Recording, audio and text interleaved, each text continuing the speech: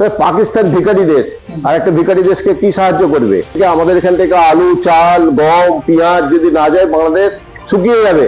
বাংলাদেশের সঙ্গে আমাদের সামরিক বাহিনীর যদি তুলনা করা একটা হাস্যকর ব্যাপার। যার পরমাণু নেই, পরমাণু শক্তিধর রাষ্ট্রই নেই, কার মদতেই হুঁশিয়ারিটা দিচ্ছে?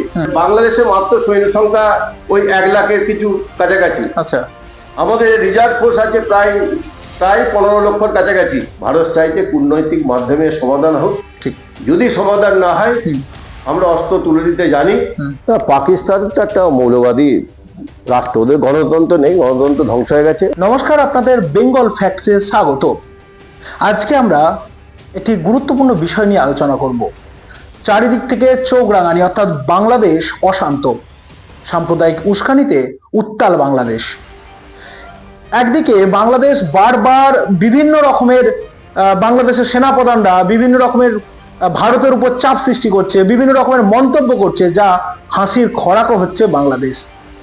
আজকে বাংলাদেশ যদি আমাদের আক্রমণ করে বা বাংলাদেশের সাথে যদি ভারতের কোনো কারণে সম্পর্কের অবনতি হয়, সেক্ষেত্রে কি কি হতে পারে, এবং এই যে বাংলাদেশের চোখ রাঙানি, তাতে কি আদেও ভারতের উপর কোনো প্রভাব পড়বে, সেই সব নিয়ে আজকে আমাদের সাথে আলোচনায় রয়েছেন প্রাক্তন সেনাকর্মী শম্ভুনাথ লাহা। নমস্কার আপনাকে। নমস্কার, আমি শম্ভু, প্রাক্তন সেনাকর্মী। বেঙ্গল ফ্যাক্টকে প্রথমেই ধন্যবাদ জানাই, যারা এরকম প্রোগ্রামের মাধ্যমে প্রতিটি মানুষকে সচেতন করছে। বাংলাদেশ নিয়ে বলতে গেলে প্রথমে আমাকে একটু পেছনের দিকে হাঁটতে হয়। 1947 সালে যখন ঘরে বাইরে চাপের মুখে ইংরেজ সরকার, বাইরে নেতাজি, আজাদি ফৌজের যে আক্রমণ এবং ঘরের ভিতরে যে আজাদি, তারা যে নানা রকম ধর্মঘট এবং সত্যাগ্রহের মাধ্যমে অস্থির করে তুলেছিল, এবং সব থেকে যেটা ভয় করছিল ইংরেজ সরকার, যে ভারতের ভিতরে কোনো না সেনা অভ্যুত্থান হয়ে যায়। সেনা অভ্যুত্থান হলে ইংরেজদের এবং তাদের প্রাণহানি হতে পারে। এই অবস্থায় তারা কিছু টুকরো টুকরো গ্যাং, মৌলবাদী শক্তি, তারা ভারতবর্ষকে, ভারতের মাকে 2 টুকরো করে দিয়ে যায়। তার ভিতরে হয় একটা ভারতবর্ষ, আর একটা হচ্ছে পাকিস্তান। পাকিস্তানের আবার 2টো অংশ। 1955 সালে সেটা স্বীকৃতি পায় পূর্ব বাংলা হিসাবে। সেই পূর্ব বাংলাতে যারা বাঙালি ছিলেন, তারা ছিলেন তখনকার দিনে খুব সক্রিয়, বিশেষ করে মুজিবুর রহমান। আর সেই বাংলাদেশকে নানা রকম ভাবে অস্থির করছিল হচ্ছে পশ্চিম পাকিস্তান। বিশেষ করে যখন তাদের উর্দু ভাষাভাষী তাদের উপরে চাপিয়ে দেওয়া হচ্ছিল, তখন তারা একটা ভাষা আন্দোলন গড়ে তুলল। এতটাই জনপ্রিয় হলো যে পরবর্তী ক্ষেত্রে যদি পাকিস্তানের নির্বাচন হয়, তাহলে মুজিবুর রহমান হয়তো প্রধানমন্ত্রী হয়ে যেতেও পারে। এই অবস্থায় তারা আতঙ্কিত হয়ে জেনারেল ইয়াহিয়া খাঁকে পাঠালেন বাংলাদেশে, এবং বাংলাদেশে এসে প্রচন্ডভাবে অত্যাচার, বিশেষ করে সংখ্যালঘুদের উপর অত্যাচার। তখন প্রায় 1 কোটি মানুষ ওখান থেকে ছেড়ে আসতে বাধ্য হয়। এই অবস্থায় যুদ্ধের প্রস্তুতি, মুক্তিযোদ্ধা গঠন হলো, কিন্তু পাকিস্তান সেনাবাহিনীর সঙ্গে তারা পেরে উঠতে পারছিল না। তখন তারা তৎকালীন প্রধানমন্ত্রী মাননীয় ইন্দিরা গান্ধীর সাহায্য প্রার্থনা করলেন, এবং ইন্দিরা গান্ধী পাঠালেন হচ্ছে জয়াল অরোরাকে, জগদীশ সিং অরোরা। উনার নেতৃত্বে বিরাট বাহিনী গেলেন এবং প্রচন্ডভাবে যুদ্ধ হলো। যুদ্ধতে পাকিস্তান পন্থী একবারে পিছু হটল। এমন একটা পরিস্থিতি হলো যে তাদের পরাজয় একদম নিশ্চিত। তখন একটা ভারতবর্ষের বিমানকে হাইজ্যাক করে করাচিতে নিয়ে যাওয়া হলো। তাৎক্ষণিক ভারতবর্ষ অ্যাকশন শুরু করলো, আকাশ সীমা, জলসীমা সব সিল করে দেওয়া হলো। সেই অবস্থাতে যখন দেখলো আর আমরা কোনো মতেই পাকিস্তান থেকে ভারত, বিশেষ করে বাংলাদেশের দূরত্ব হচ্ছে প্রায় 1500 কিলোমিটার, তো কোনোভাবেই সামরিক অস্ত্রশস্ত্র, খাবার, সৈন্য সামন্ত পাঠানো যাচ্ছে না। তখন তারা মনস্থির করলো যে আমরা এরপরে সমর্পণ করব। এই সমর্পণের জন্য নিয়াজিকে পাঠানো হলো। জেনারেল নিয়াজি যখন আসলেন, সেই নিয়াজিকে পাঠানো হলো। তো নিয়াজি তখন ঠিক করলেন যে আত্মসমর্পণ করবেন। যুদ্ধটা শুরু হয়েছিল 1971 সালে, আমার মনে হয় মার্চ মাস। আর জ্যাকব গেলেন ওই 13ই ডিসেম্বর 14ই ডিসেম্বর। তারপর সে ঐতিহাসিক দিন। এই বাংলাদেশের মুক্তিযুদ্ধ বলুন, বাংলাদেশে একটা ভারতের একটা বিরাট ভূমিকা ছিল। ভারত তারপরেও ভারত তাদেরকে এত সমর্থন করলো, আজকে সেই ভারতের প্রতি তাদের কটূক্তি, অর্থাৎ তারা বিভিন্ন ধরনের মন্তব্য করছেন, ভারতকে বিদ্বেষমূলক উস্কানিমূলক মন্তব্য করছেন। এর মধ্যে কি কূটনৈতিক কোনো উদ্দেশ্য থাকতে পারে? আপনার কি মনে হয়? কূটনৈতিক উদ্দেশ্য তো আছেই। দেখুন, আমরা যদি একটু পেছনের দিকে তাকাই, তাহলে রাশিয়ার যে প্রেসিডেন্ট ছিলেন তাকেও এইভাবে উস্কানো হয়েছিল, জেলেনস্কিকে বসানো হলো। তারপর সেই যে যুদ্ধ শুরু হয়েছে ইউক্রেন আর রাশিয়ার যুদ্ধ, হ্যাঁ, সেই যুদ্ধ এখনো পর্যন্ত থামেনি, তারপরে তো আমরা জানি। তো চারিদিক থেকেই কিছু মৌলবাদী সংগঠন, পাকিস্তান এবং চীনপন্থী, যারা বাংলাদেশকে উস্কে যাচ্ছে। বাংলাদেশের ক্ষমতা সেরকম কিছু নেই। বাংলাদেশের জন্ম দিয়েছে বলতে গেলে ভারতবর্ষ 1971 সালে। ভারতের রবীন্দ্রনাথ ট্যাগোরের যে আমার সোনার বাংলা, সেইটা প্রথম পতাকা উত্তোলনের সময় ছাত্রদিকে নিয়ে মুজিবুর রহমান গিয়েছিলেন। পরবর্তী ক্ষেত্রে মুজিবুর রহমান এসেছিলেন আমাদের ব্রিগেড প্যাড গ্রাউন্ডে, ইন্দিরা গান্ধীকে পাশে বসিয়ে উনি স্বীকার করেছিলেন যে ভারত আমাদের স্বাধীনতা দিয়েছে। আর সেই স্বীকারোক্তিকে আজকে অস্বীকার করে বাংলাদেশের শান্তি নোবেল জয়ী শেখ হাসিনাকে যখন চক্রান্ত করে যখন দেশ ছাড়া করা হলো, তারপরে শান্তি নোবেল জয়ী যে ইউনিট সরকার ওখানে বসলেন, ড্যামি সরকার, উনার কোনো সেরকম ক্ষমতা নেই। পাশ থেকে উস্কাচ্ছে চীন এবং রাশিয়া। চট্টগ্রামেতে আরকান বাহিনী এসে মজুদ। আরকান বাহিনী হচ্ছে আপনাদের ওই আফগানিস্তান থেকে কিছু লোক চলে আসা, আর বিশেষ করে মাইনামারে বিদ্রোহী 25,000 সৈন্য, যারা এখনই চীনা সৈন্যদেরকে হাতিয়ে দিয়ে বাংলাদেশে। তাহলে কি এই আরকান সৈনিকরা তারা কি বাংলাদেশে দখল নিতে চাইছে? মানে যে তারা কি একটা বল প্রয়োগ করার চেষ্টা করছে? কি অবশ্যই আরকান বাহিনী খুব শক্তিশালী বাহিনী। এরা বুদ্ধি, এরা রোহিঙ্গাদেরকে একদম পছন্দ করে না। যখন ওখানে সামরিক অভ্যুত্থান হলো মায়ানমারে, তারপরে কিছু রোহিঙ্গা ভারতবর্ষে ঢুকিয়ে দেওয়া হয়েছে। প্রায় 7 থেকে 8 লাখ রোহিঙ্গা বাংলাদেশে অবস্থান করছে। এই অবস্থায় তারা এখন রোহিঙ্গাদেরকে দেখলেই কেটে নদীর জলে ফেলে দিচ্ছে। তারা কিন্তু ঘাড়ে নিঃশ্বাস দিচ্ছে। ওরা কিন্তু যখন তখন চট্টগ্রাম আক্রমণ করতে পারে। বাংলাদেশ খুব একটা ভালো অবস্থায় নেই। একটা প্রশ্ন আপনার কাছে যাচ্ছে, এই যে বিভিন্ন ধরনের উস্কানিমূলক বক্তব্যগুলো, এটা কি রাজনৈতিক বক্তব্য, নাকি এর মাধ্যমে বাংলাদেশ কোনো কৌশলগত বার্তা দিতে চাইছে? এটা কিছুটা রাজনীতিতে রাখছে, কিন্তু রাজনৈতিক ভাবে কোনোভাবে ভারতবর্ষের কাছে অর্থনৈতিক কূটনৈতিক দিক থেকে তারা অনেক নিচু স্থানে অবস্থান করছে। এটা একটা ধর্মীয় উন্মাদ। ধর্মীয় উন্মাদ আমরা সারা বিশ্বে লক্ষ্য করছি। ধর্মীয় উন্মাদে দেশ শেষ হয়ে যাচ্ছে, জনগণ ধ্বংস হয়ে যাচ্ছে, কিন্তু এই ধর্মীয় উন্মাদটাই বেশি আছে। ঠিক।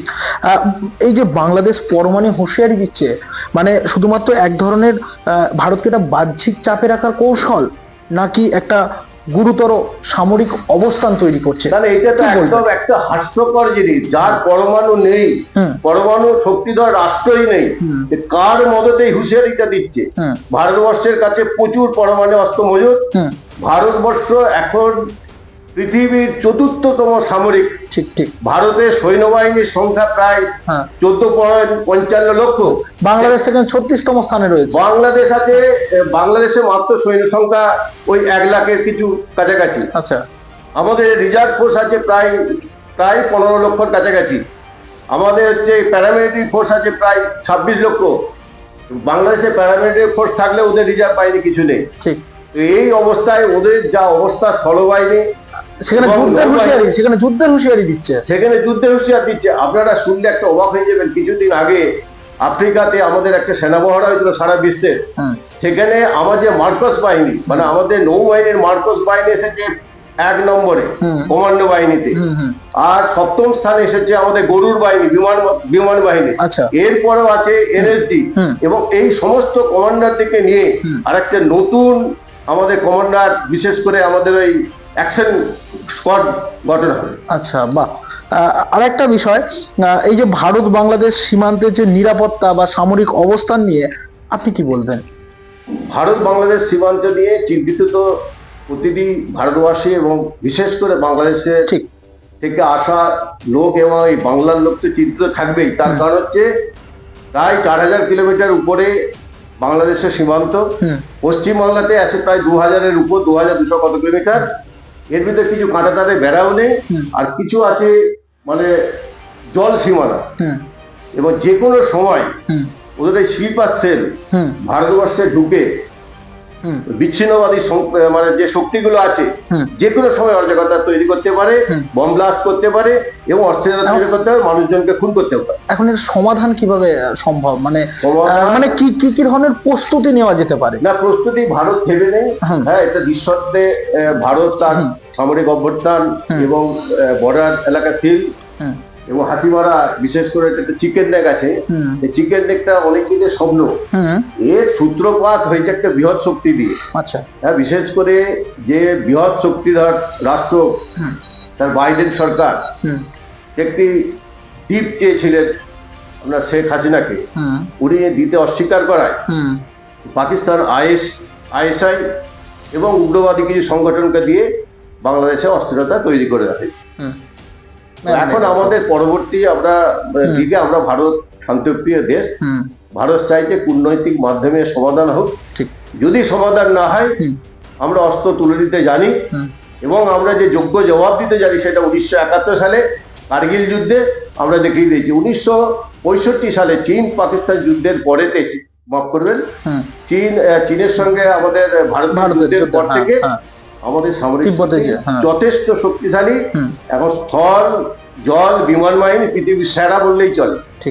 এবং আমরা প্রচন্ড ভাবে মানে যুদ্ধের দিক দিয়ে আমরা কার্গিল, এই কদিন আগে কার্গিল হয়ে গেল, গালওয়ান, সেখানে চীন পিছু হতেও বাধ্য হয়েছে।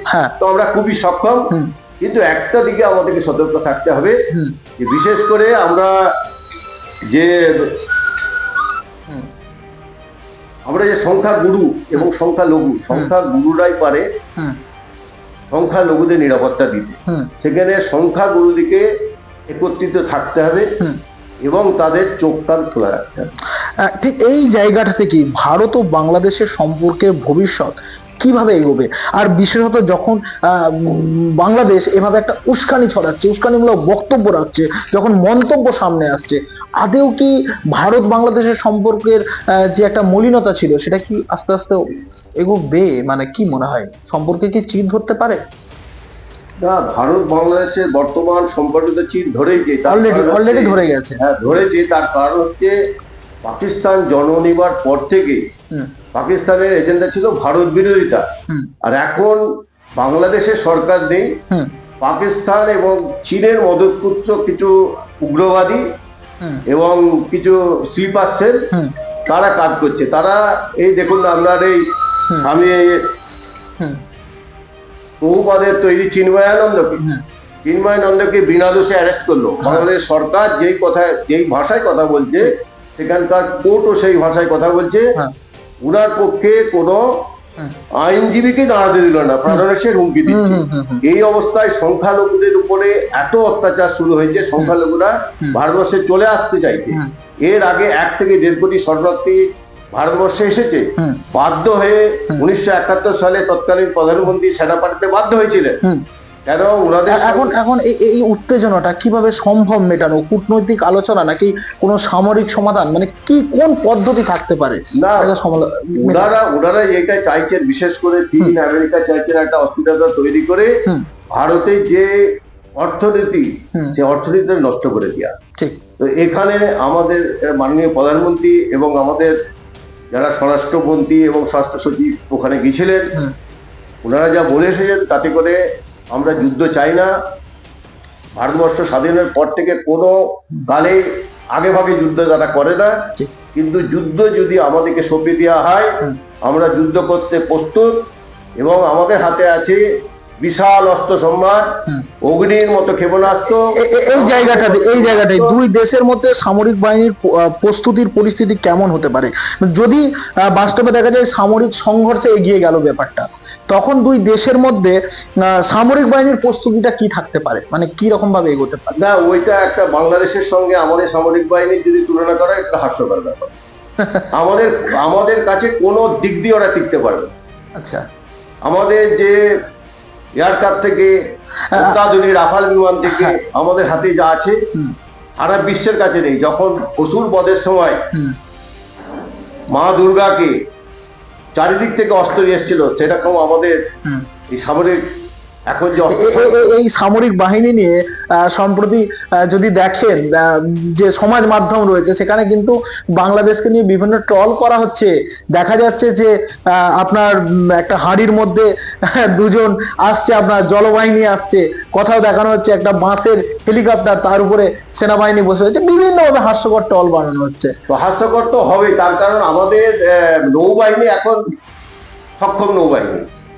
আমাদের যা নৌবাহিনীতে আমাদের যা সাজ সরঞ্জাম এবং আমাদের যে জাহাজ আছে বাংলাদেশে নেই। আমাদের ডুবোজাহাজে আছে প্রায় 17-18টা, বাংলাদেশে সেখানে নেই বললেই চলে, একটি কি দুটি। আর ওই পুরানো কিছু বিমান নিয়ে আমাদের অত্যাধুনিক যে মানে আমাদের বিমান বাহিনী, তার সঙ্গে মোকাবিলা করা বাংলাদেশের পক্ষে তো সক্ষমই নয়, পাকিস্তানে সক্ষম নয়। তিনটে দেশ একসঙ্গেও যদি আমাদের সঙ্গে লাগে তাহলে সক্ষম। এই যে সামরিক বাহিনীর যে প্রস্তুতি, সেখানে কি কোনো রকম ফাঁক রয়ে যাচ্ছে? যদি ভবিষ্যতে কোনো বিপজ্জনক পরিস্থিতি তৈরি হয়, সেক্ষেত্রে কি আমাদের কোনো ফাঁক ফোকর থেকে যাবে? দেখুন, সামরিক বাহিনী সবসময় সজাগ থাকে। আচ্ছা। আর সামরিক বাহিনী সজাগ থাকে বলেই সাধারণ সিভিলিয়ানরা নিশ্চিন্তে ঘুমোতে পারেন। আবার যখন ওপি অ্যালার্ট হয়, বিশেষ করে এখন পরিস্থিতি যখন খারাপ, তখন আমাদের প্রায় 40-50 হাজার সেনা বাংলাদেশ বর্ডারের কাছে উপস্থিত হয়ে গেছে। আমরা যুদ্ধের জন্য সম্পূর্ণ প্রস্তুত, কিন্তু আবার স্মরণ করে দিই, আমরা কিন্তু শান্তির প্রতীক, আমরা যুদ্ধ চাই না। ভারতের পরবর্তী পদক্ষেপ কি হতে পারে? এটি কিভাবে আন্তর্জাতিক মহলের কাছে একটা প্রতিফলিত হতে পারে বিষয়টা? দেখুন, এইটা নিয়ে বলতে গেলে এখন রাজনীতি কোন দিকে যাবে, বিশেষ করে আমেরিকায় মার্কিন যুক্তরাষ্ট্রের নতুন যে প্রেসিডেন্ট ট্রাম্প সরকার আসছেন, তার উপর অনেকটাই নির্ভর করছে। তার উপর দিয়ে আমরা কূটনৈতিক ভাবে, মানে আপনি তো প্রাক্তন সেনা প্রধান ছিলেন, একদম একটা অন্য ধরনের প্রশ্ন, ভারতের কি কি পদক্ষেপ হতে পারে এবার, মানে পরবর্তী পদক্ষেপটা কি হওয়া উচিত? আমরা তো সামরিক দিক দিয়ে প্রস্তুতি, কূটনৈতিক আলোচনা চলছে।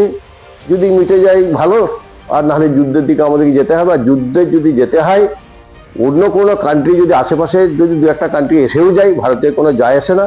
ভারতের এখন যথেষ্ট স্থল, জল এবং আকাশে সক্ষম বাহিনী। কখনো কলকাতা দখল, আবার কখনো গোটা ভারত দখলের মতো ফাঁকা আওয়াজ দিচ্ছে এই বাংলাদেশের কি বলবো, যারা প্রাক্তন সেনাকর্মী ছিলেন বা সেনা প্রধানরা এরকম ফাঁকা আওয়াজ দিচ্ছেন। এখন শান্তি না হওয়া মানে এরকম ধরনের তো বিভিন্ন ধরনের মন্তব্য তারা করছেন, শুধু সেখানেও নেই এবং পরমাণুরও হুঁশিয়ারি দিচ্ছেন। কিভাবে দেখছেন এই বিষয়টাকে? দেখুন, এটা নিয়ে আপনিও কিছু বললেন আর আমিও বললাম যে যাদের হাতে পরমাণু অস্ত্রই নেই, তারা পরমাণু অস্ত্রের হুঁশিয়ারি দিচ্ছে। আর বাংলাদেশের কিছু প্রাক্তন সেনাকর্মী যেটা বলছেন, ওটা খুবই হাস্যকর, যে ভারতকে দখল করে নেবো, আর বিশেষ করে কলকাতাকে 4 দিনে দখল করবো। তবে কলকাতার ক্ষেত্রে আমি একটা বলে রাখি, কলকাতার একটা ভয়ের জায়গা আছে, কেন আমাদের কিছু কিছু অংশ, এটার ভিতরে আমি ঠিক এখন বলতে চাইছি না, যেগুলো কিন্তু আমাদের উপদ্রব এলাকা, ওই কিছু অস্থিরতা তৈরির জন্য কিছু স্লিপার সেলে যদি অস্থিরতা তৈরি করে, তাহলে আগামী দিনে পশ্চিমবাংলায় কিন্তু সমূহ বিপদ। আচ্ছা, এই যে এখন বাংলাদেশ উত্তাল রয়েছে, বিভিন্ন জঙ্গি অনুপ্রবেশ, মানে বিভিন্ন লোকজন, সাধারণ মানুষ অনুপ্রবেশ করছে, তারা পালিয়ে আসছে, এই সমস্যা তৈরি হচ্ছে। ঠিক এইখানে এই যে জঙ্গি সংগঠনগুলো আছে, তারা কোনোভাবে ভারতে ঢুকে পড়তে পারবে না? হ্যাঁ, অবশ্যই ওইটা উদ্দেশ্য। তাই যখনই পাকিস্তান যখন আলাদা হলো, ভারতের সঙ্গে সরাসরি লড়াই করা যাবে না বলে তারা প্রক্সি লড়াই শুরু করে, তারই একটা অঙ্গ এটা। এটাও ওরা চাইছে যে ওখান থেকে কিছু স্লিপার সেল, উগ্রবাদী সংগঠন, আর কিছুদিন আগে বাংলাদেশে ঢাকাতে আইএসআই মধুপুষ্ট পতাকাও দেখা গেছে। আরামবাগ থেকে জঙ্গি কার্যকলাপের একটা রিসেন্ট একটা ঘটনা ঘটেছে, আরামবাগ থেকে একজন জঙ্গি কার্যকলাপের জন্য গ্রেপ্তার হয়েছেন। ওই ক্ষেত্রে আমাদেরকে সজাগ থাকতে হবে, বিশেষ করে যারা সংখ্যাগুরু তাদেরকে সজাগ থাকতে হবে। এবং সচেতন থাকতে হবে, যেটা আপনাদের চ্যানেল মারফতে অনেকটা করছেন। ওই জন্য আপনাদেরকে ধন্যবাদ দিয়েছি, আবার ধন্যবাদ জানাই যে আমরা যদি সচেতন না থাকি তাহলে কিন্তু আমাদের বিপদ অবশ্যম্ভাবী। একদা শত্রু যখন পাকিস্তান, বন্ধু হয়েছে বাংলাদেশের আগেই পাকিস্তানের কোনো এক চুনোপুটি কট্টরপন্থী ধর্মগুরু তারা প্রকাশ্যে ভারতকে হুমকি দিয়েছিলেন, এমনকি বাংলাদেশের পরমাণু বোমা নিয়ে সাহায্য করারও বার্তা দিয়েছেন। এবার সেই সুর শোনা গেল বাংলাদেশের এক অবসরপ্রাপ্ত কর্নেল আলী আহমেদের গলায়। ভারতের বিরুদ্ধে বাংলাদেশে এই উস্কানি দেওয়ার পিছনে পাকিস্তানের কি স্বার্থ থাকতে পারে? পাকিস্তান তো একটা মৌলবাদী রাষ্ট্র, ওদের গণতন্ত্র নেই, গণতন্ত্র ধ্বংস হয়ে গেছে। ওরাও চাইছে যে একটা অস্থিরতা তৈরি করে বাংলাদেশকে সঙ্গে নেওয়া, আর চীনের কিছু তো মদত থাকবেই। তবে এটা একটা চক্রান্ত ছাড়া আর কিছু নয়। তবে আমরা সজাগ আছি এবং সক্ষম আছি। পাকিস্তান এবং বাংলাদেশ একে অপরকে উস্কানি দিচ্ছে, তার প্রভাব কিভাবে এই দক্ষিণ এশিয়ার সামরিক পরিবেশের উপর প্রভাব পড়তে পারে? তা তো করবে। এখন ভারতবর্ষের ধরুন অর্থনীতি এখন পৃথিবীর যে স্থানে আছে ওইটা আমাদের তৃতীয় স্থানে আসার কথা। আমাদের যে আমদানি রপ্তানি এবং আমাদের যে অর্থনীতি, পাকিস্তান ভিখারি দেশ, আর একটা ভিখারি দেশকে কি সাহায্য করবে? আর যে বাংলাদেশ থেকে আমাদের এখান থেকে আলু, চাল, গম, পেঁয়াজ যদি না যায় বাংলাদেশ শুকিয়ে যাবে। এমনকি আমাদের যদি বিদ্যুৎ যদি না দেওয়া হয়, সে বিদ্যুৎ না পেয়ে ওখানে অন্ধকার হয়ে যাবে। তো মূর্খামি, এটা আর কিছু না। এই ধরনের কূটনৈতিক চাপের বিরুদ্ধে ভারতের কাছে কোনো মিত্রতা বা আন্তর্জাতিক সমর্থন আসতে পারে, কি বলবেন? অবশ্যই, বিশেষ করে আমাদের মোদীজির নেতৃত্বে, প্রধানমন্ত্রীর নেতৃত্বে এখন তো সব জায়গাতেই আমাদের ভারতের উপস্থিতি দেখা যাচ্ছে। আগে ভারতের প্রধানমন্ত্রী গেলে বাইরে দাঁড়িয়ে থাকতেন, এখন ভারতবর্ষের প্রধানমন্ত্রী হচ্ছে সেই সমাবেশের হিরো। অতএব আমাদের কূটনৈতিক দিক থেকে এবং সামরিক দিক থেকে আমরা যথেষ্ট শক্তিশালী, আমাদের এই দিকে কোনো চিন্তার কারণ। ভারত, বাংলাদেশ এবং পাকিস্তান এদের মধ্যে কি মানে সামরিক সংঘর্ষ লাগতে পারে, মানে একটি সম্ভাবনা উচ্চ থাকছে? হ্যাঁ, লাগতে পারে। তার কারণ এর আগেও লেগেছে। নিজেদের ক্ষমতা যতটুকুই থাক, ওরা ভারতকে অস্থিরতা তৈরি করার জন্য যখন তখন যুদ্ধ লাগতেই পারে। একদম। আমরা এতক্ষণ ধরে শুনলাম ঠিক কি কি সম্ভাবনা থাকছে, কি কি পরিস্থিতি তৈরি হতে পারে, এবং যদি কোনো কারণে ভারত, বাংলাদেশ বা পাকিস্তানের মধ্যে কোনো যুদ্ধ পরিবেশ তৈরি হয়, সেক্ষেত্রে কে বেশি সামরিকভাবে সক্ষম, সেই সমস্ত বিষয় নিয়ে পুঙ্খানুপুঙ্খান আলোচনা করলাম এবং আমাদের দর্শকদের জানাতেও পারলাম। ধন্যবাদ আপনাকে। ধন্যবাদ। জয় হিন্দ, বন্দে মাতরম, ভারত মাতা কি জয়।